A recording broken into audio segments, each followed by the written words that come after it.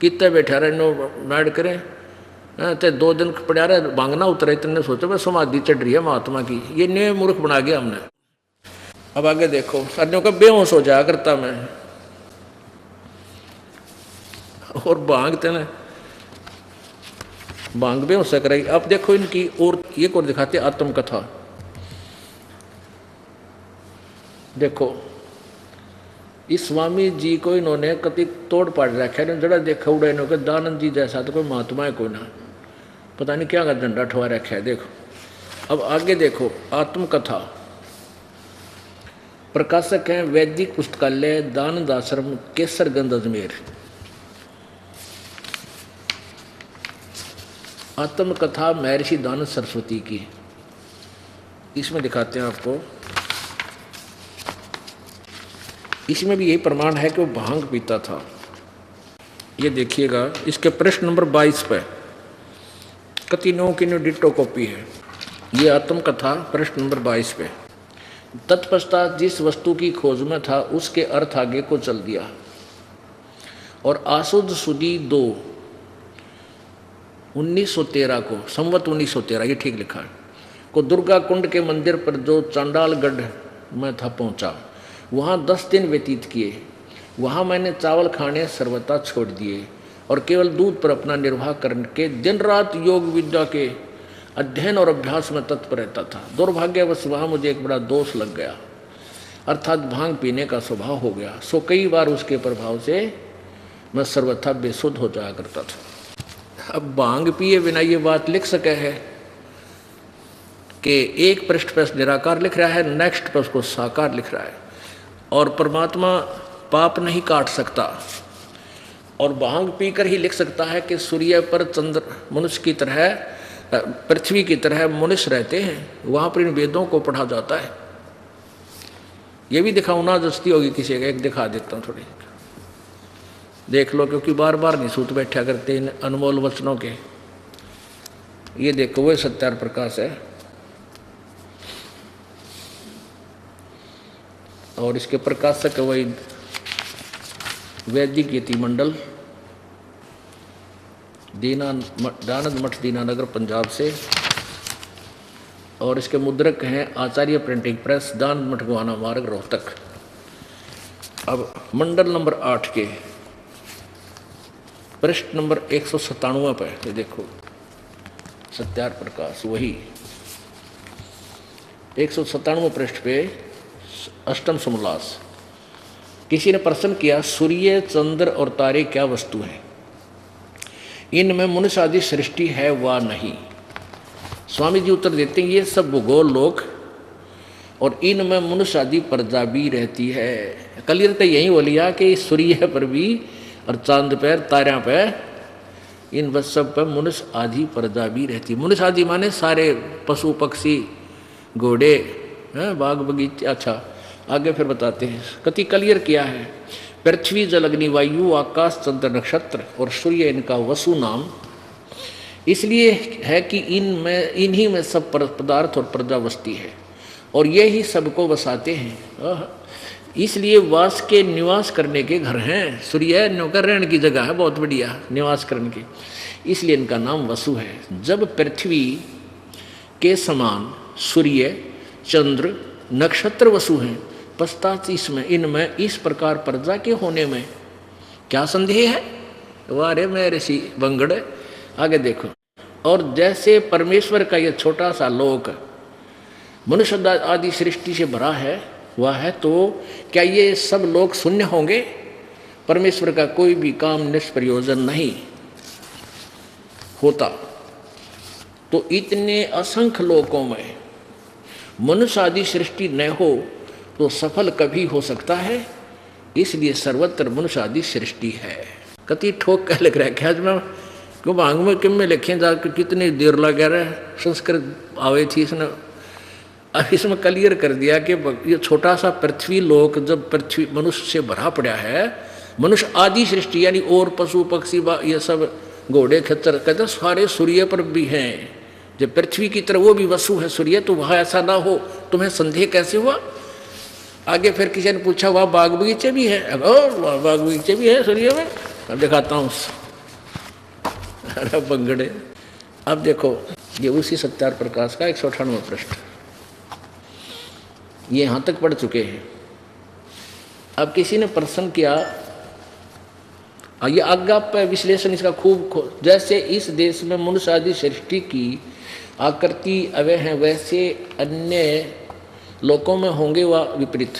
उसके विषय में बता रहा है कि दाता परमात्मा ने जिस प्रकार के सूर्य चंद्र धो भूमि अंतरिक्ष और तत्तर माने वहाँ पर सुख विशेष पदार्थ जैसे काजू किशमिश सेब संतरे और भाई घी दूध सारे पूर्व कल्प में रचे थे, वैसे ही इस कल्प अर्थात इस सृष्टि में भी रचे हैं। परमात्मा ने जिस प्रकार के सूर्य चंद्र धो पृथ्वी अंतरिक्ष यानी सारा कुछ यानी ये भी और इन लोकों में तत्सत इन सूर्य और चंद्रमा में महासत वहाँ पर उपस्थित सुख विशेष पदार्थ, सुख विशेष जैसे काजू किस्मत सेब संतरे बाग बगीचे पूर्व कल्प में रचे थे, वैसे ही इस कल्प में वर्तमान में भी इन सब पगों पर ये सुख विशेष पदार्थ भी हैं, सारे इनमें सारा कुछ आ जाता है, रचे हैं। तथा सब लोकांतरों में भी बनाए हैं, भेद किंचित मात्र नहीं होता। आगे देखो, किसी ने प्रश्न किया कि जिन वेदों का इस लोक में प्रकाश है उन्हीं वेदों का उन लोकों में यानी सूर्य पर भी है वह नहीं। उत्तर स्वामी जी उन्हीं का यानी ये वेद पढ़ रहे हैं, वहाँ पर सूर्य के ऊपर आदमी रहते हैं, इन्हीं वेदों को पढ़ते हैं। जैसे एक राजा की राज्य व्यवस्था नीति सब देशों में समान होती है, उसी प्रकार परमात्मा राजेश्वर की वेदोक्ति नीति उनकी सृष्टि रूप सब राज्य में एक सी है। जय हो।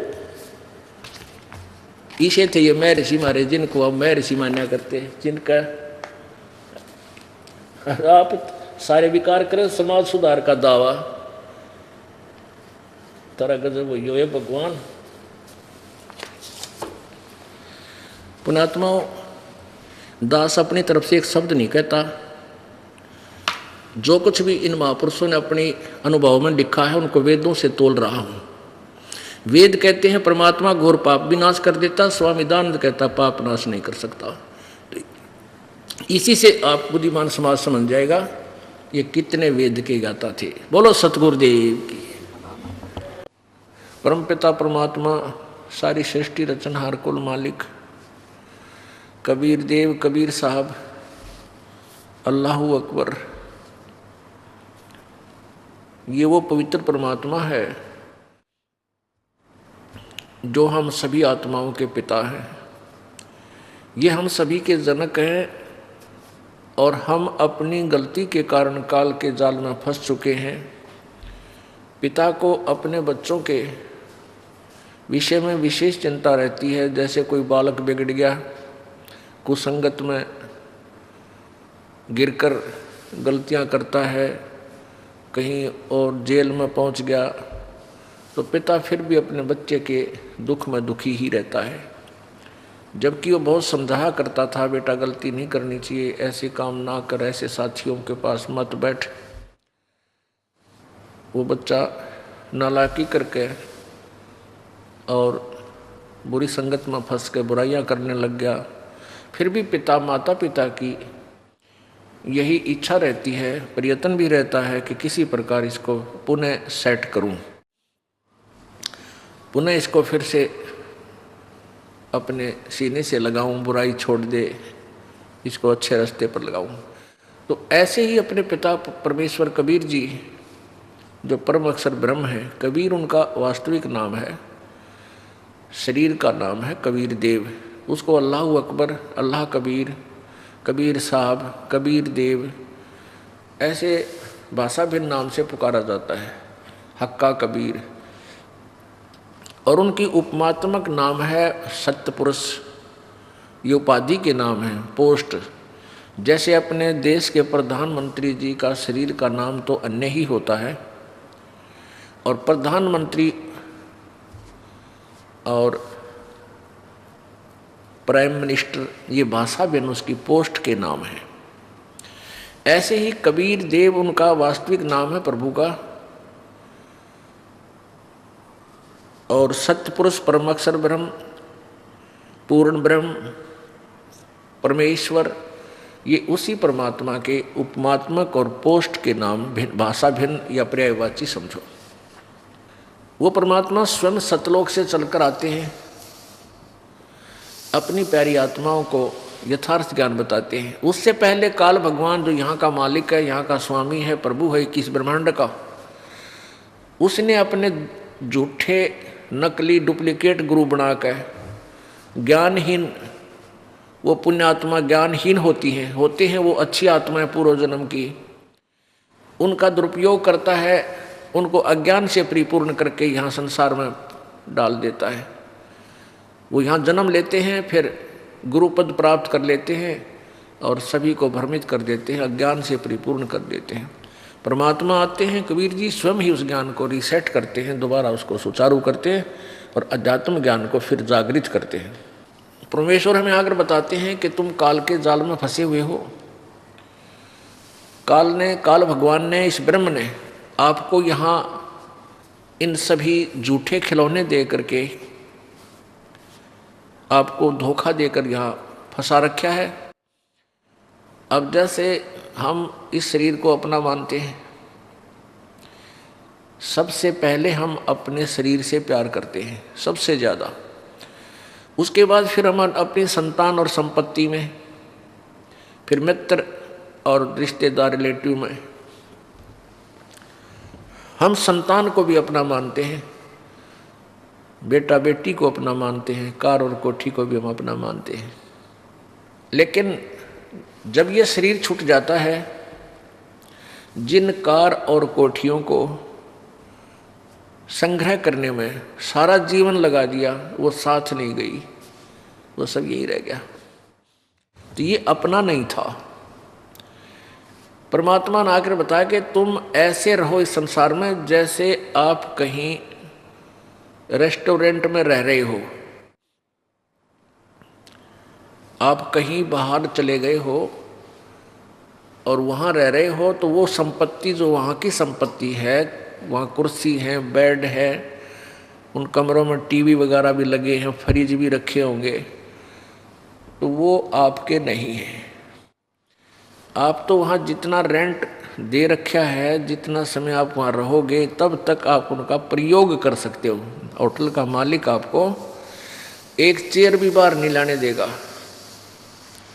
इसी प्रकार आप यहाँ जो रह रहे हो, ये ऐसे रहो जैसे एक होटल में रह रहे हो, और जो भी आपके पास संपत्ति है ये इस कालबली के होटल की है, ये अपनी नहीं है, इसका सदुपयोग करो, दुरुपयोग नहीं करो, और परमात्मा की भक्ति रूपी सौदा करो। अब जैसे कर्म करेगा वैसा ही आपको फल मिलेगा। एक विशेष यही विवेचन प्रत्येक व्यक्ति कहा करता था, संत भी कहते हैं कि तू जैसे कर्म करेगा भाई वैसा ही फल मिलेगा। बिल्कुल सही है, क्योंकि यहाँ कर्म प्रधान है और कर्म ही का फल आपको प्राप्त होता है। अब कर्म कौन से हैं जो हमने करने चाहिए और कौन से ना करने चाहिए, इसका निर्णय कैसे हो। अब कोई शराब पीवा है, वो अपने कर्म ने बढ़िया मान रहा है, और कोई हुक्का पीता है तो उस कर्म को अच्छा मानता है। कोई मांस खा रहा है, उस मांस आहार को ही अच्छा मानकर कर रहा है। कोई चोरी करे है, वो भी अपने काम ने बढ़िया मान रहा है, चाहे किसी तरीके से मान रहा है, उसको धन लाभ का लालच है। तो ऐसे ही प्रत्येक प्राणी जो भी कर्म कर रहा है उसको वो ठीक मानता है। श्रीमद् भगवत गीता जी अध्याय नंबर 16 के श्लोक 23-24 में प्रमाण दिया है कि जो शास्त्र विधि को त्याग कर मनमाना आचरण करता है, अर्थात मनमानी पूजा करता है, जो शास्त्र विधि विरुद्ध है, उसको न तो सुख होता है, न उसकी गति होती है, न ही उसका कोई सिद्धि होती है, अर्थात व्यर्थ। फिर 24वें श्लोक में कहा है कि इससे तेरे लिए अर्जुन कर्तव्य और अकर्तव्य कर्म में जो काम करने चाहिए, जो नहीं करने चाहिए, उनके अंदर शास्त्र ही प्रमाण है। सदग्रंथों में जो लिखा है उसी को मानिएगा।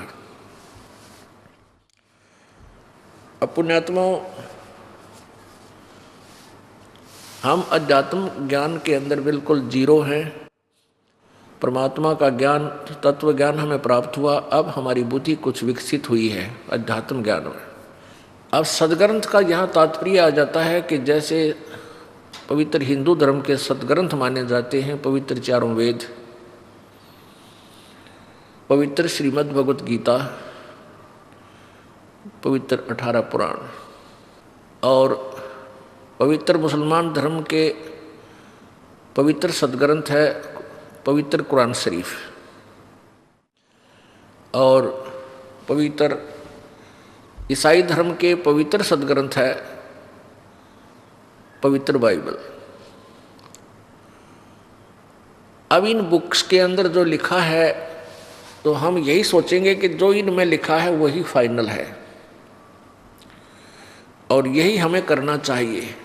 अब इन सदग्रंथों को हम समझ नहीं सके, जिस कारण से हम उन कुरान और पुराण और बाइबल में या पुराणों में, कुरान, पुराण और बाइबल ये एक सत्र के हैं, शास्त्र हैं, और वेद और गीता ये इनसे हटकर है। और जो 5वां वेद है सूक्ष्म वेद, वो श्रोपरी ज्ञान है। श्रोपरी वो परमेश्वर कबीर जी द्वारा स्वयं आकर दिया था अपनी वाणी में, सच्चिदानंद घन की वाणी में। गीता जी अध्याय नंबर 4 के श्लोक नंबर 32 में बताया है कि अभी तक जो ज्ञान मैंने तुझे सुनाया है कि कोई ऊपर को पैर करके नीचे ने सिर करके योग अभ्यास करते हैं, भक्ति करते हैं, कोई देवताओं की पूजा करता है, कोई व्रत रखता है, कोई केवल अहिंसावादी ही है, कोई हवन करता है। तो इस तरह की साधना जो वो कर रहे हैं, प्रत्येक साधक अपने कर्म को, अपनी क्रिया को पाप नाशक जानता है। लेकिन यथार्थ ज्ञान विस्तार के साथ उस सच्चिदानंद घन की वाणी में, परमेश्वर की वाणी में, कबीर वाणी में विस्तार से कहा गया है। और वो सारा जो भी उसके अंदर विस्तार से कहा गया ज्ञान है, साधनाएं हैं, वो कर्म जान, यानी वो कर्म से ही होती है, क्रिया करने से ही बनती है। अब कहते हैं ना ये बातें कहन सुन की नहीं, ये कर पाड़ने की है। अर्थात वो सभी कर्म से ही करनी होती हैं, कर्म ही उनका प्रधान है। वो काम करते करते, जैसा भी आपका व्यवसाय वैसे करते हुए वो की जाती है। और चौथे अध्याय के 34वें श्लोक में कहा है कि उस ज्ञान को तू, जो सच्चिदानंद घन की वाणी में विस्तार से लिखा है, उस ज्ञान को तू तत्वदर्शी संतों के पास जाकर समझ, उनको दंडवत प्रणाम करने से, कपट छोड़कर उनकी सेवा करने से वो तत्वदर्शी संत आपको उस आध्यात्म ज्ञान का, परमात्म तत्व का ज्ञान कराएंगे। तो इससे सिद्ध है कि गीता ज्ञान अन्य जैसे पुराणों से तो उत्तम है, लेकिन इनकम्प्लीट है। ऐसे ही पवित्र वेदों में चारों वेद, ऋग्वेद, सामवेद, यजुर्वेद और अथर्ववेद, इन चारों वेदों का ज्ञान भी कंप्लीट नहीं है, लेकिन ज्ञान ठीक है। यानी जो उसमें लिखा है वो सही है, लेकिन वो कंप्लीट नहीं है। जैसे एक मैट्रिक 10वीं तक का सिलेबस होता है, पाठ्यक्रम होता है, उसका वो भी ज्ञान होता है, वो ठीक होता है लेकिन कंप्लीट नहीं है, आगे का ज्ञान पूरा नहीं है सुन। ऐसे ही पूरा ज्ञान जो है सूक्ष्म वेद के अंदर है, सच्चिदानंद घन की वाणी में है, वो कबीर वाणी में है। और उस कबीर वाणी को भी तत्वदर्शी संत ही समझ सकता है, जिस पर कृपा परमेश्वर कबीर जी की होती है। तो न तो कबीर वाणी को कोई समझ सकता है, क्योंकि कबीर वाणी यानी 5वां वेद सच्चिदानंद घन की वाणी उन चारों वेदों से भी जटिल ज्ञान है। और वो तत्वदर्शी संत के बिना वो समझा नहीं जा सकता। भले ही वह सिंपल लैंग्वेज में लिखी है, लेकिन ज्ञान बहुत गूढ़ है उसके अंदर। और बात सारी ज्ञान की है, चाहे इंग्लिश में लिखा हो, चाहे वो हिंदी में लिखा हो, चाहे संस्कृत में लिखा हो। वो ज्ञान क्या है उसको समझना हमारा परम कर्तव्य बनता है, उसी से हमारा काम बनेगा। अब जैसे कुरान शरीफ, सूरत फुरकानी, पवित्र बाइबल, उत्पत्ति ग्रंथ में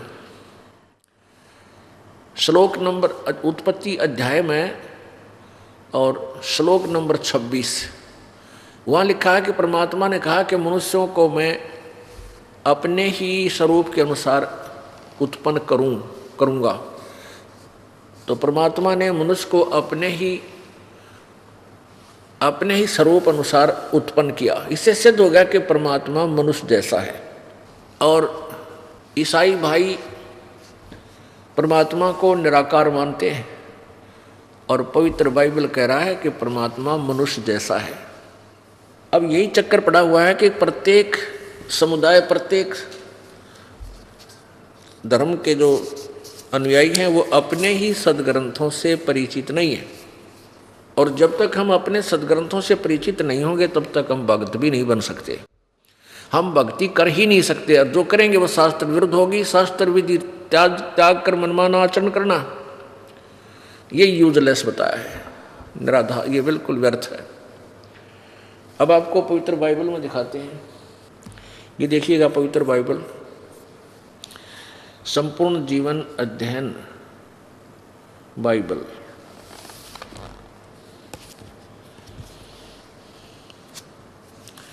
पवित्र बाइबल, संपूर्ण जीवन अध्ययन Bible.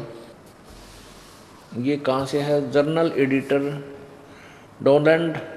Donald C S Stumps MA MDV, associate editor J Wesley Adams PhD, Life Publishers International, printed in India, यू है स्प्रिंगफील्ड मिसौरी USA, और प्रिंटेड इन इंडिया। ये छपा यहाँ से है, लेकिन ये संपादक ये USA वाले हैं, लेकिन यहाँ छपा है। अब इसके उत्पत्ति ग्रंथ में बिल्कुल स्टार्ट रहा है। ये देखो, ये 4 नंबर पृष्ठ पे है उत्पत्ति। आदि में परमेश्वर ने आकाश और पृथ्वी की सृष्टि की। सबसे पहले पृथ्वी बेडौल और सुनसान पड़ी थी और गहरे जल के ऊपर अंधियारा था तथा परमेश्वर का आत्मा जल के ऊपर मंडराता था। जब परमेश्वर ने कहा उजियाला हो तो उजियाला हो गया। और परमेश्वर ने उजियाले को देखा अच्छा है, और परमेश्वर ने उजियाले को अंधेरे से अलग किया। इस प्रकार ये पहला दिन हो गया। फिर सांझ हुई, फिर भोर हुआ, ये दूसरा दिन हो गया। इसके बाद ना यहाँ से फिर परमेश्वर ने कहा जल के बीच एक ऐसा अंतर हो कि जल 2 भाग हो जाए, ऐसे ही। फिर तीसरा दिन, सांझ हुई फिर भोर हुआ, तीसरा दिन हो गया।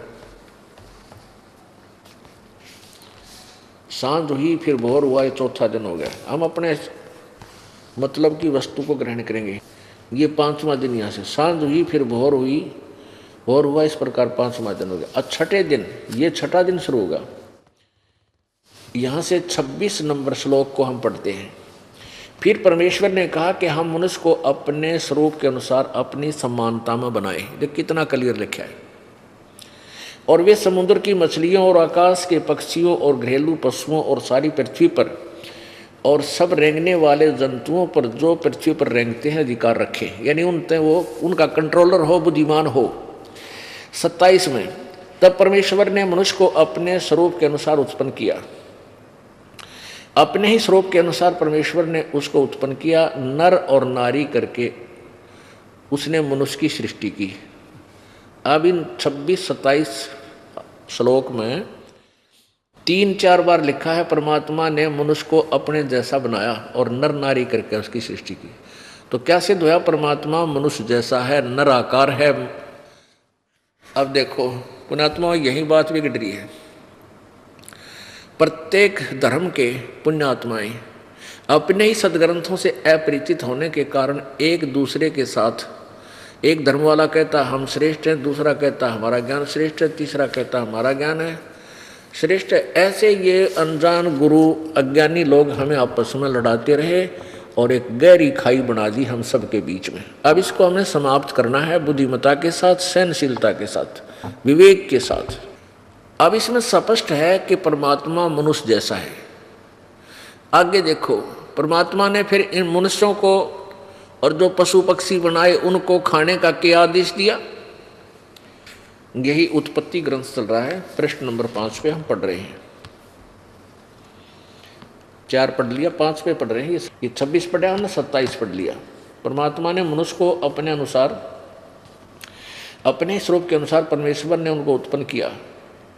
तो परमेश्वर ने मनुष्य को अपने स्वरूप के अनुसार उत्पन्न किया, अपने स्वरूप के अनुसार परमेश्वर ने उनको उत्पन्न किया, नर और नारी करके मनुष्य की सृष्टि की। आगे देखो, परमेश्वर ने उनको आशीष दी और उनसे कहा फूलो फलो और पृथ्वी पर भर जाओ और उसको अपने वश में कर लो और समुद्र की मछलियों तथा आकाश के पक्षी और पृथ्वी पर रेंगने वाले सब जंतुओं पर अधिकार रखो। यानी ये तुम इनसे सियाने हो, इनके कंट्रोलर बनो, खाने के लिए नहीं लिखा। आगे देखो, फिर परमेश्वर ने कहा सुनो, जितने बीज वाले छोटे छोटे पेड़ सारी पृथ्वी के ऊपर हैं और जितने वृक्षों में बीज वाले फल होते हैं वे सब मैंने तुमको दिए हैं, वे तुम्हारे भोजन के लिए हैं।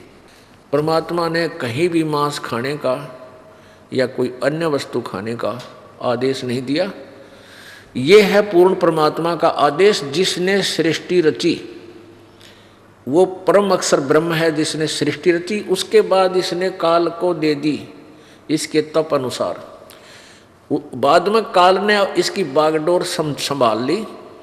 और आगे यदि बाइबल में कहीं कोई मांस खाने का आदेश है, कोई लिखा है कोई प्रकरण, वो पूर्ण परमात्मा का नहीं है, वो किसी अन्य फरिश्ते का है, उसको हमने मानना नहीं है। अपने आत्माओं, जैसे आपको उदाहरण देते हैं कि एक व्यक्ति का मित्र था दरोगा जी, SHO, और उस व्यक्ति ने अपने मित्र दरोगा जी से जाकर कहा कि एक मेरा पड़ोसी है, साथ वाले मकान वाला, वो हमें बहुत तंग कर रहा है।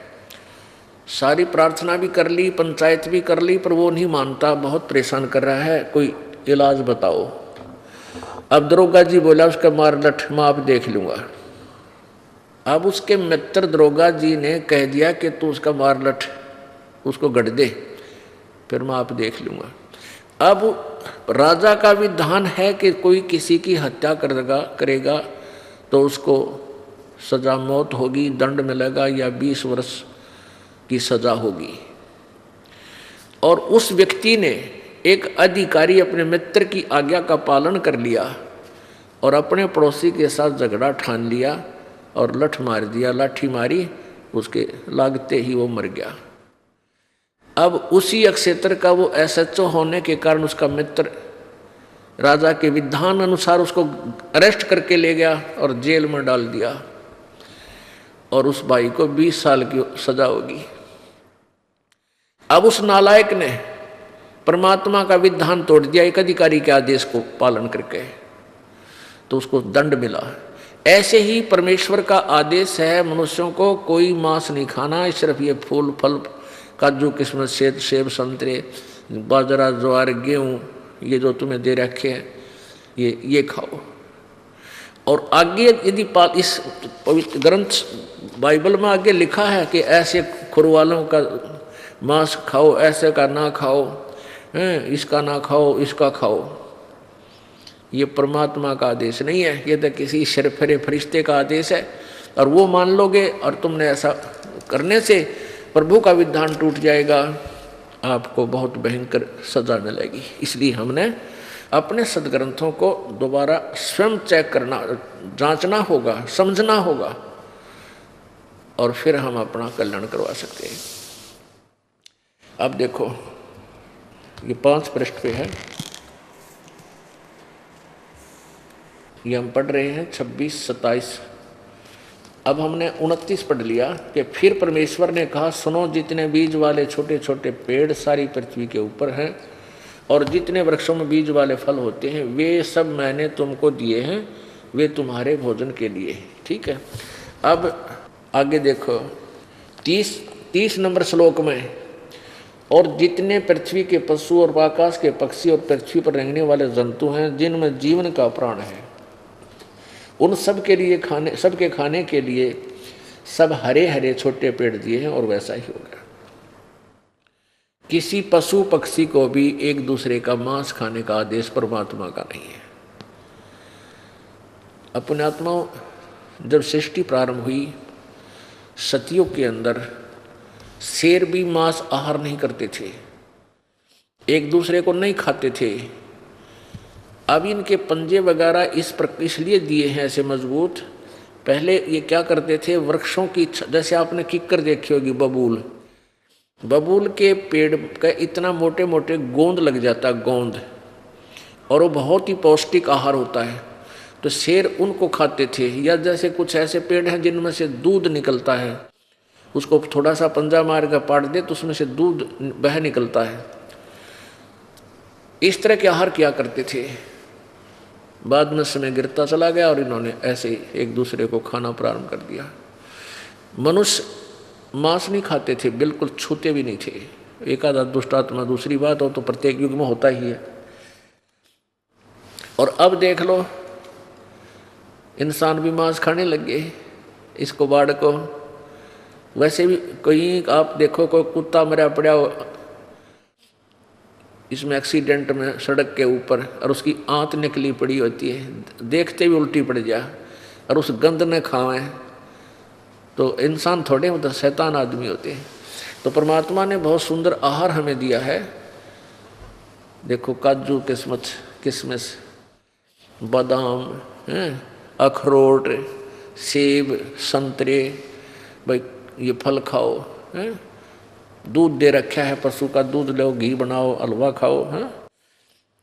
तो हम जो ये इसको त्याग करके जो मांस खाते हैं वो पाप कमा रहे हैं, वो ऐसा नहीं करना चाहिए। आगे देखो, अब हमने 30 पढ़ लिया, अब 31 पढ़ेंगे। तब परमेश्वर ने जो कुछ बनाया था सब देखा, तो क्या देखा कि बहुत ही अच्छा है। तो सांझ हुई, फिर भोर हुआ, इस प्रकार ये 6वां दिन हो गया। अब 6 दिन में सृष्टि रच दी परमात्मा ने, और 7वें दिन विश्राम किया। यूं आकाश और पृथ्वी और उसकी सारी सेना का बनाना समाप्त हो गया, और परमेश्वर ने अपना काम जिसे वह करता था 7वें दिन समाप्त किया। उसने अपने किए हुए सारे काम से 7वें दिन विश्राम किया, और परमेश्वर ने 7वें दिन को आशीष दी और पवित्र ठहराया, क्योंकि उसमें उसने सृष्टि की रचना के अपने सारे काम को से विश्राम लिया। ये तो पवित्र बाइबल से हमने ज्ञान ग्रहण किया। अब दोनों पवित्र सदग्रंथों जैसे पवित्र कुरान शरीफ और पवित्र बाइबल, इन दोनों से मिलजुल कर ये बात सिद्ध होगी कि परमात्मा मनुष्य जैसा है, और वो उसकी जानकारी न तो पवित्र बाइबल के वक्ता को है और न ही पवित्र कुरान शरीफ के ज्ञानदाता को है। वो उन्होंने भी ऑप्शन छोड़ दिया है कि किसी तत्वदर्शी संत से ही पूछो। ये देखो कुरान शरीफ, ये है सानुवाद सटीपन, इसका अर्थ है सयानुवाद सटीपन। शास्त्रीय अरबी पद्धति पर नागरी लिपि में रूपांतरकार हैं नंद कुमार अवस्थी, शेरवानी संस्करण। ये देखिएगा, इस पे क्या लिखा है कि यह वह इल्हामी किताब है जिसमें कोई संदेह की गुंजाइश नहीं, अर्थात इसमें जो लिखा है वो मान्य है मुसलमान धर्म को, कि इसमें कोई गुंजाइश नहीं, इसमें जो लिखा वो फाइनल है, हमें मंजूर है। प्रकाशक है लखनऊ किताब घर, मौसम बाग, सीतापुर रोड, लखनऊ। अब इसके सूरत फुरकानी पर हम आते हैं। ये देखिएगा, ये सूरत फुरकानी 25 607 पृष्ठ पे हम केवल इतना ही पढ़ेंगे जो हमें आज आवश्यक है। अब क्या बताया है कि कुरान शरीफ का जो ज्ञान दाता है वो अपने पैगंबर हजरत मोहम्मद जी को आदेश दे रहा है, कुरान शरीफ का ज्ञान दे रहा है।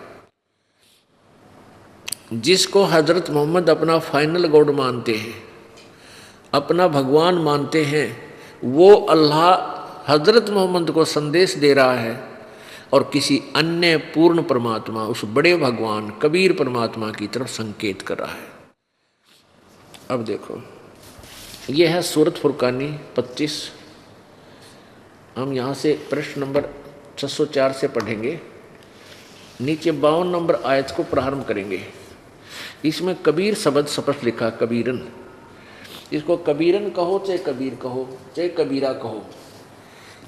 ये देखिए, इस कंसेप्ट को क्लियर करने के लिए कुरान मजीद दिखाते हैं आपको। देखिएगा, ये पवित्र कुरान मजीद, इसका नाम भिन्न है लेकिन लेख सेम टू सेम है। ये है कुरान मजीद, यह आसिफ बुक डिपो 422 मटिया महल, जामा मस्जिद, दिल्ली 6 से प्रकाशित है। यहाँ पर देखें, कुरान मजीद हिंदी मुतरजम या तर्जुमा मौलाना फ़तेह मोहम्मद खान साहिब जालंधरी और तसही मौलाना अब्दुल मजीद सरवर साहिब, प्रकाशक है Farid book depot private limited, नई दिल्ली। इसके लेख वही है, सूरत वही है, लेकिन पृष्ठ में अंतर है। इसके 576 पृष्ठ पर देखो, ये कुरान मजीद सूरत फुरकानी, सूरतुल फुरकानी 25 और पृष्ठ नंबर 576। यहाँ देखिएगा नीचे सेम टू सेम, बिल्कुल कोई अक्षर का, लाइन पंक्ति का भी अंतर नहीं है। ये 52 नंबर है। इसमें लिखा है कि ये 51वीं समाप्ति 52वीं प्रारंभ होती है। फला तुतियल काफिरिन व जाहिदहुम बिही जिहादन कबीरा। इसको कबीरा कहो चाहे कबीरन कहो चाहे कबीर कहो, ये सिद्ध करने के लिए दास आपको इसको दिखा। अब इसका काम इतना ही है। अब हम कुरान शरीफ को ही आपको दिखाएंगे। ये कुरान शरीफ है, अभी आपको दिखाया था कुरान शरीफ। ये कुरान शरीफ और सूरतुल फुरकानी 25 प्रश्न नंबर 604 पे है। ये नीचे हम देखेंगे, जो यहाँ कबीरन लिखा वहाँ कबीरा लिखा, बस इतना ही अंतर है। इसको कबीर कहो, कबीरन कहो चाहे कबीरा कहो, एक ही बात है। अब 51वां समाप्त हुआ आयत और 52वीं आयत प्रारंभ हुई। फला तुतियल काफिरन व जाहिदुम बिही जिहादन कबीरन। इसका अनुवाद किया इन महापुरुषों ने, अनुवादकर्ता ने यहाँ पर। तो ए पैगंबर, तुम काफिरों का कहा न मानना और इस कुरान की दलीलों से उनका सामना बड़े जोर से करो।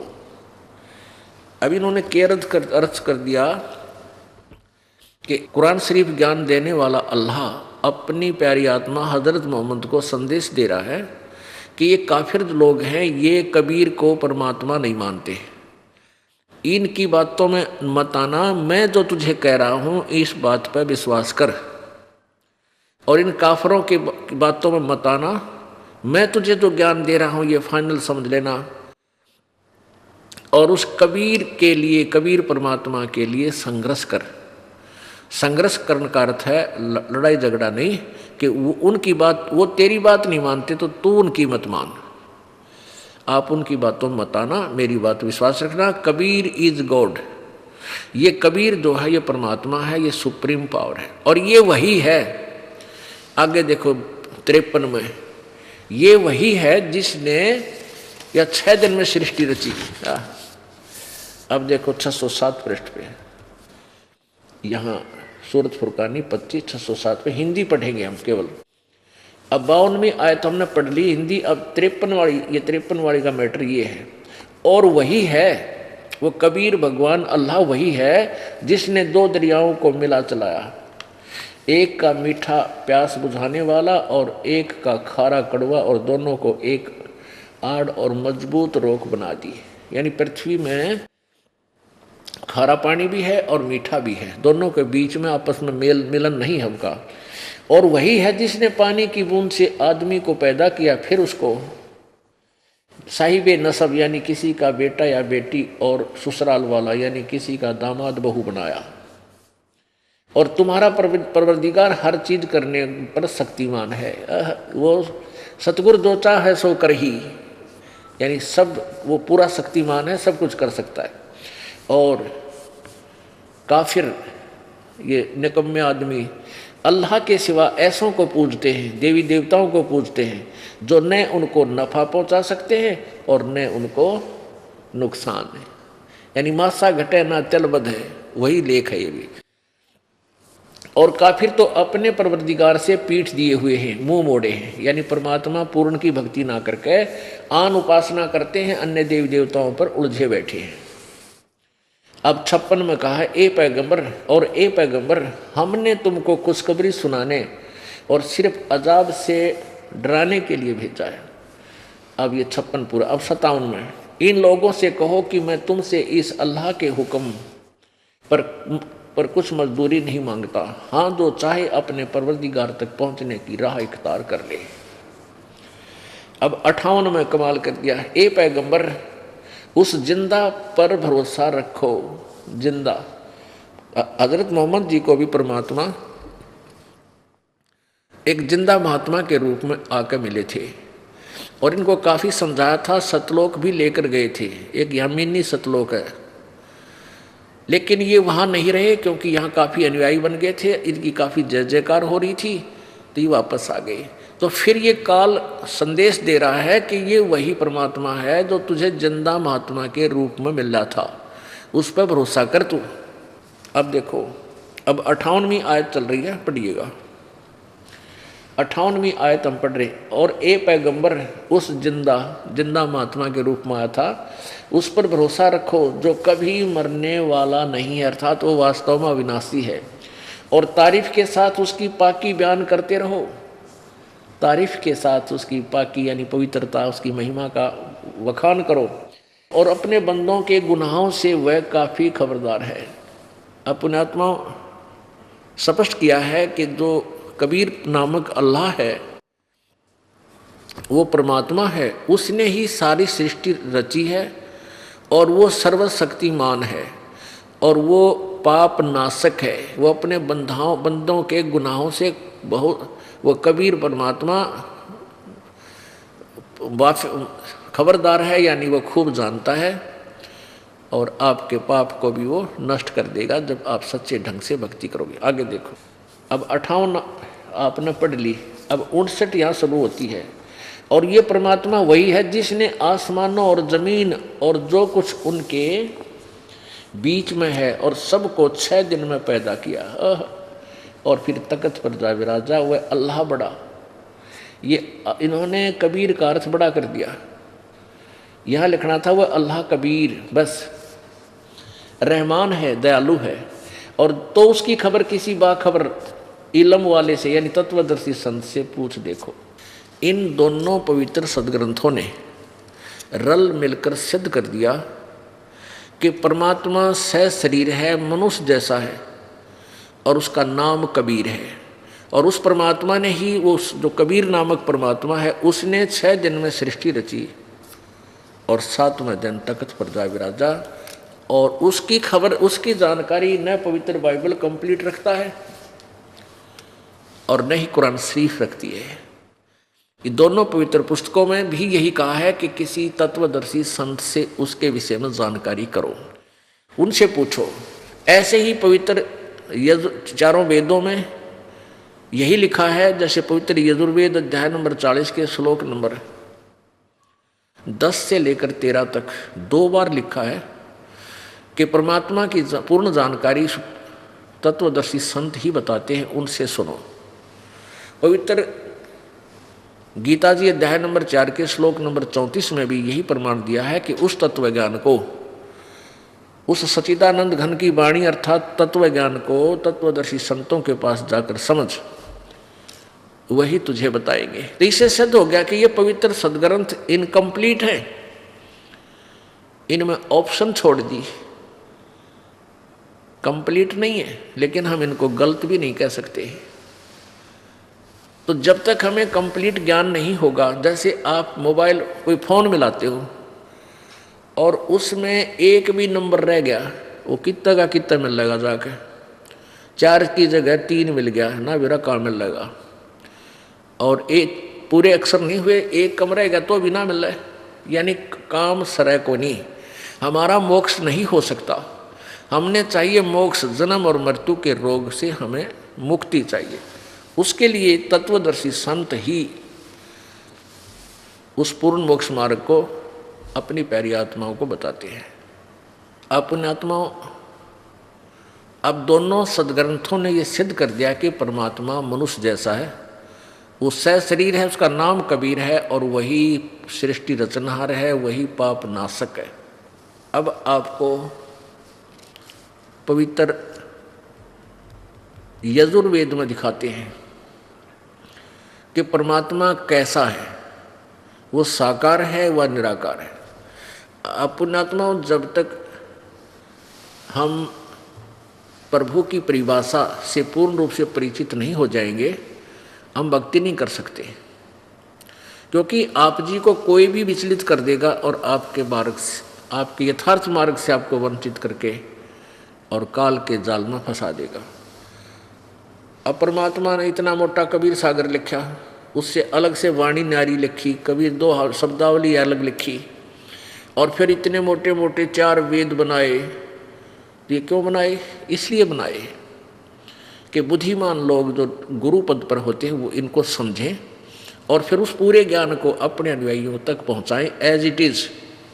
लेकिन ऐसा वो नहीं कर सके। हमारे पूर्व वाले जो गुरुजी थे वो वेद ज्ञानहीन थे और वो संस्कृत भाषा के जानकार थे। तो उस संस्कृत भाषा में वो इतनी स्पीड से बोला करते, आम व्यक्ति प्रभावित हो जाता था और ये सोचता था भाई गुरुजी के तो बस कमाल कर रखे, बहुत ही विद्वान पुरुष है, क्योंकि वो संस्कृत में इतनी स्पीड से बोला है। आपने संस्कृत बोलनी भी ना आती, तो हम इसी से प्रभावित हो गए।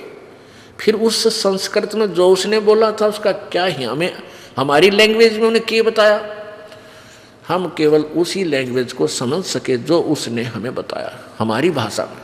तो जिस कारण से वो वेद ज्ञानहीन प्राणियों को हम वेद पूर्ण वेद के ज्ञानी मानकर उनके द्वारा दिए गए ज्ञान को स्वीकार किए हुए थे। लेकिन वो सारे अज्ञानी थे, उनको वेदों का ज्ञान नहीं था। मोती मुक्ता दर्शत नाही, ये जग है सब अंदरे, दिखत के तो नैन चश्म, इनका फेरा मोतिया बंदरे। किसी व्यक्ति को मोतिया बंद हो जाता है, आंखें स्वस्थ दिखाई देती हैं, लेकिन उसको दिखता कति नहीं, नपट अंधा होता वो, और आँख इसी दिखें जैसे कति ओके है। तो पुण्यात्माओं, ये विद्वान दिखाई दिया करते थे हमें, संस्कृत के पढ़ने वाले, ये आचार्य पद को प्राप्त, लेकिन ये कति वेद ज्ञानहीन थे। इनको अज्ञानता का मोतिया बंद हो चुका था और हमें ये जो ना विद्वान नजर आते थे कि स्वस्थ आँखें हैं इनकी, लेकिन ये नपट अंधे थे। अब उस हम सभी को मोतिया बंद कर दिया इन्होंने। अब उसका ऑपरेशन ये सतलोक आश्रम बरवाला में ही होता है और उसके लिए ये कैंप लगाया जाता है। 3-3 दिन का सत्संग 1 महीने में 2 बार किया जाता है। जो पुण्यात्मा इस कैंप को पूर्ण अटेंड करेंगे उनका मोतिया बिंद शीघ्र हट जाएगा। ये पूरा ट्रीटमेंट है। और भाई जब तक आंखें स्वस्थ नहीं है तो सफ़र में आनंद आवे को नहीं, कति नहीं आवे। किधर ठोकर लागे, किधर पड़ जाएंगे, किधर कांटे में पड़े रहेंगे, कोई कितना हाथ पकड़ ले जाएगा, आजा इधर ले जाए, ये रास्ता ठीक है। तो हमने स्वयं देखने योग्य बनना है। हमने अपनी आँखें अपनी खुद बनवानी पड़ेंगी ताकि हम पथभ्रष्ट ना हो जाएं, और पथभ्रष्ट होकर ही हम काल के जाल में रह जाते हैं। इसलिए दास ये रह कर आपको ये ज्ञान सुनाता है। अब देखो पुण्यात्मा, रोग काटने के लिए डॉक्टर दवाई देता है और एक ही प्रकार की टेबलेट देता है, कहता भाई 1 महीना खानी पड़ेंगी। एक ये सुबह, ये दोपहर ने, ये शाम ने, वह एक गोली है और उन्हीं को डेली खाना है। डेली खाना है जब तक उसने बता रखा, नहीं तो स्वस्थ नहीं हो सकते। तो इसी प्रकार ये वही टैबलेट्स हैं, वही ज्ञान है, रह रह का आपको डेली खुआना पड़ेगा और तब आप स्वस्थ होगे। और स्वस्थ होकर ही फिर आनंद आता है शरीर में। ना तक कि तक ठूठा रही जा तो कुल्ले जा पड़ा पड़ा, फिर फायदा क्या है उसका, आनंद नहीं आता फिर उसको। तो पहले दास चाहता है कि आपको स्वस्थ करे, इस अज्ञान रूपी मोतियाबिंद का ऑपरेशन करके आपको आप आंख दे के और फिर चल रहा है अपने मार्ग पे, कोई बंडे जाओ कुछ भी, फिर हम ठीक चलेंगे, हम ठोकर नहीं खा सकते।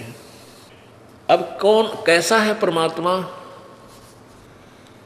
अब जैसे इन ज्ञानहीन लोगों ने, किसी ने देख ले, एक का दोष नहीं, किसी ने, सब ने परमात्मा को निराकार बता रखा है। चाहे वो हिंदू धर्म है, चाहे मुसलमान धर्म का अनुयायी है, चाहे सिख धर्म का अनुयायी है, चाहे ईसाई धर्म से संबंधित है, सब ने भगवान को निराकार बता रखे हैं। और हमारे सदग्रंथ कहते हैं कि वो साकार है, वो नर आकार है, मनुष्य जैसा है, वो सह शरीर है, उसका नाम कबीर है। मोती मुक्ता दर्शत नाही, ये जग है सब अंदरे, दिखत के तो नैन चश्म, इनका फेरा मोतिया बंदरे। अब ये उदाहरण देते हैं। अब ये कलयुग के अंदर एक महर्षि पाक रहा था, युद्धानंद सरस्वती, और इसने कह खह का नहीं बेरा था और वेदों का ठेका ले रहा करती, जैसे वेद इसके घर के हैं, वेद तो भगवान के दिए हुए थे हैं। और इस दानंद जी को इसका ठेकेदार बता रखा था कि यो बस कलयुग में एक ये अवतार आया है वेदों को जानने वाला, इतनी महिमा गा रखी थी इसकी, ये भगवान ठाई जाना दरीजा। और इसने ऐसा भट्ठा बैठाया इन वेदों के अनुवाद में और अपने अनुभव की किताब में, ये कहता परमात्मा निराकार है। देखिएगा ये सत्यार्थ प्रकाश। अब देखो महर्षि जी का डठोरा। अब ये ऐसा चित्र देख कर हम न सोचा करते भाई महाराज जी के तो चाला था, परमात्मा से मिले हुए थे ये होंगे, ये योग युगत होकर इन्होंने परमात्मा से संपर्क साध रखा होगा। देखो कैसे समाधिस्थ और कितने अच्छे लगते हैं। आम आदमी तो कति कुर्बान हो जाए इनके ऊपर। अन्य हो रहे थे अनजानपने में, बारू कहते बुरा जान चाटे थे, रेही खा रहे थे बुरा समझ कर, ये न महर्षि मान के इनको सर पर धर रहे थे, ये थे क्या अब पता चलेगा। देखिएगा अथ सत्यार्थ प्रकाश है,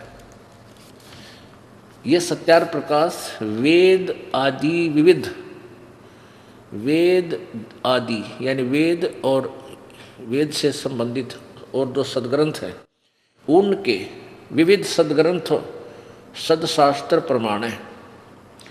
प्रमाण ही समित, यानी वेद आदि सदग्रंथों के प्रमाणों को लेकर इसकी रचना की है। किसने? श्रीमत परमहंस परिव्राजक आचार्य महर्षि दानंद सरस्वती स्वामी विरचित है। ये मेरे ख्याल सारी उपमा खत्म हो ली जो होया करें वो ना, तो और भी लिख देते इसका आगे पाछे, ये और पाइए को नहीं न लिखन है। आगे देखो, और ये कहाँ से प्रकाशित है? प्रकाशक है वैदिक यति मंडल, दानंद मठ, दीना नगर, पंजाब। और छपी कहाँ से है? ये रोहतक से छपी है। स्वामी ओमानंद सरस्वती के सहयोग से प्रचारार्थ लागत से भी कम 25 रुपये में। ये मुद्रक हैं आचार्य प्रिंटिंग प्रेस, दानंद मठ, गोहाना मार्ग, रोहतक। और ये सन 2000 ईस्वी सन 17 जून 2000 को छपी है। अब इसमें समोल्लास नंबर 7 में स्वामी जी कहते हैं परमात्मा निराकार है। ये देखिएगा, एक नहीं बहुत जगह इन्होंने कहा है। सप्तम समोल्लास, 7वां समोल्लास, सत्यार्थ प्रकाश, पृष्ठ नंबर 154 पे है। इस प्रकाशन के पृष्ठ 154 पे है। ईश्वर साकार है व निराकार? स्वामी जी उत्तर देते निराकार। वैसे तो इन्होंने यही आप सिद्ध कर दिया है कि उपासना से परब्रह्म से मेल और उसका साक्षात्कार होना।